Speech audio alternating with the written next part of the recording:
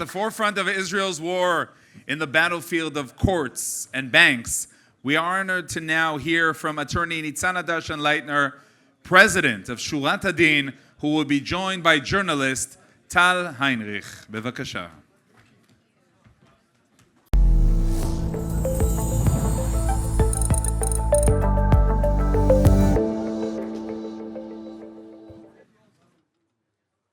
All right, please be seated if you're still taking some photos.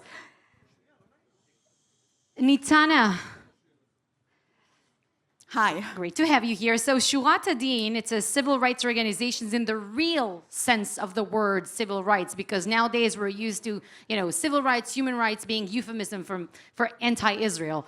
But you've done some tremendously important work in terms of countering campaigns that seek to delegitimize the state of Israel. And you've been doing it on the legal side. What have you been focused on since October 7th, if you can give us some specific examples? שורת הדין is a non-for-profit organization that takes Israel's enemies to court. We bring lawsuits against terror organizations, state-sponsored terrorism, banks that provide financial services to terror organizations, social media that incite to terrorism, those who call to delegitimize the state of Israel, BDS, lawfare, war crimes allegation against IDF soldiers. So you can imagine that after October 7th, our work just simply doubled. And we found ourselves fighting everybody who's funding Hamas in order to choke off the flow of their money. Our idea is that money is the oxygen for everything, including terrorism, and the only way to dismantle Hamas, the only way to prevent Hamas from reviving again after the IDF will dismantle it and will destroy its ammunition, because Hamas remains as an idea. They will find a way to crawl back to Gaza and to build themselves up again. The only way is to destroy their financial infrastructure. And therefore, we've been suing the Palestinian Authority that funds Hamas, the Qatari charity foundations that gives hundreds of millions of dollars a year to Hamas, those who serve as platform, Binance, cryptocurrency companies. And we also sued those who are aligned with Hamas, the Red Cross, for abandoning the hostages. What is the case that you've been pushing against the Red Cross, for example? Has their reputation been shattered somewhat? Look, the Red Cross is the only organization in the world that has the authority to go into armed conflicts and to help the prisoners from both sides, because we know very well what militaries are doing to the prisoners in both sides. And the Red Cross has been doing this all these years from his establishment, except when it comes to Israel.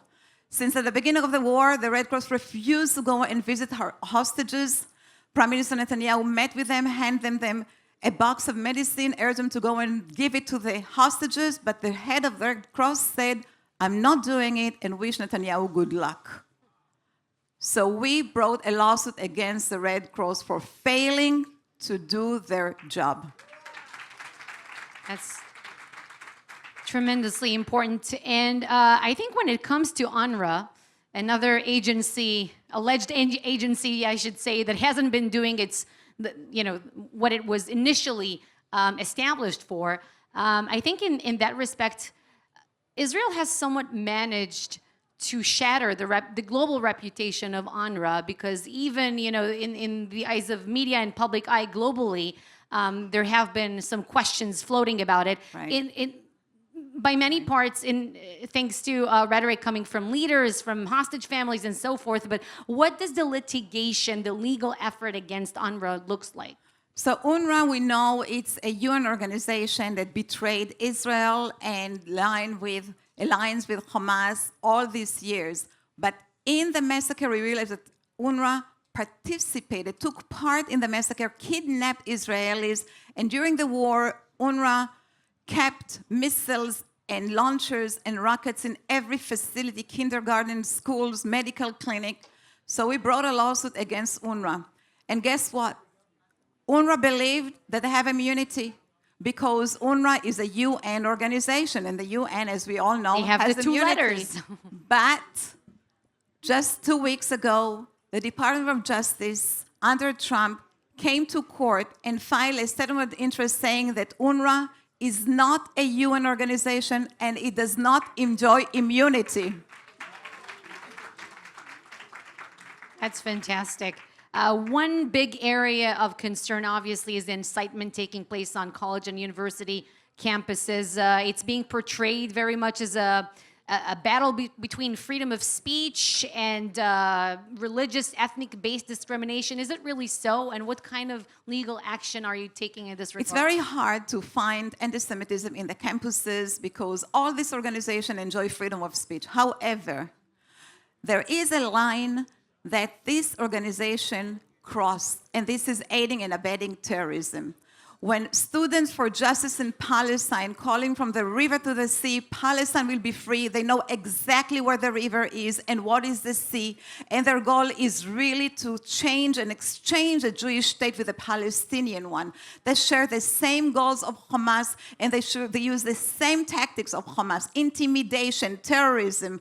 And therefore, they are providing services to a designated terror organization, which is a violation of the Anti-Terrorism Act in the United States, and they should be found accountable for the damage that Hamas occurred and caused the victim of October 7. And this is how we filed a major lawsuit, a mega lawsuit against Students for Justice in Palestine in the court in Florida.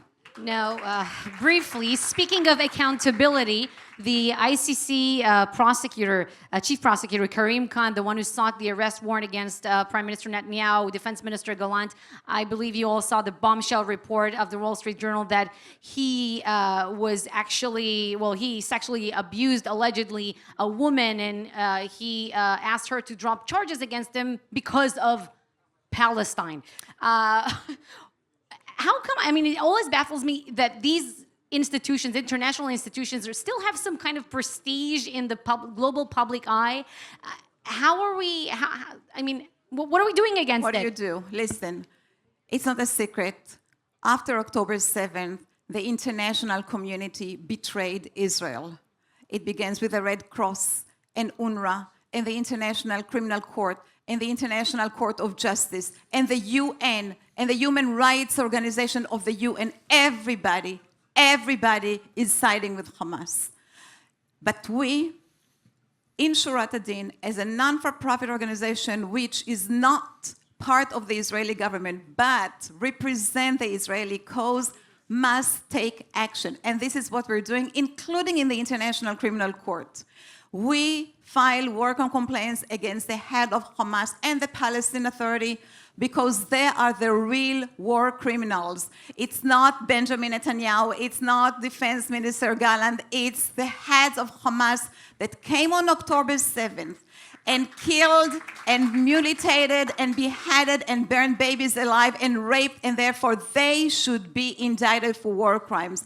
And our job in שורת הדין is to defend not only the Israeli officials, but also the soldiers who are facing now arrest warrants in countries around the world that claim to universal jurisdiction. Our job in שורת הדין, we launch a war room. We have lawyers, volunteers from all over the world to protect and defend the IDF soldiers if, God forbid, they get arrested in these universal jurisdiction courts. ניצנה, thank you so much for this very important work. Thank you very are much. legal warriors on behalf of Israel. Thank you. Thank you very much.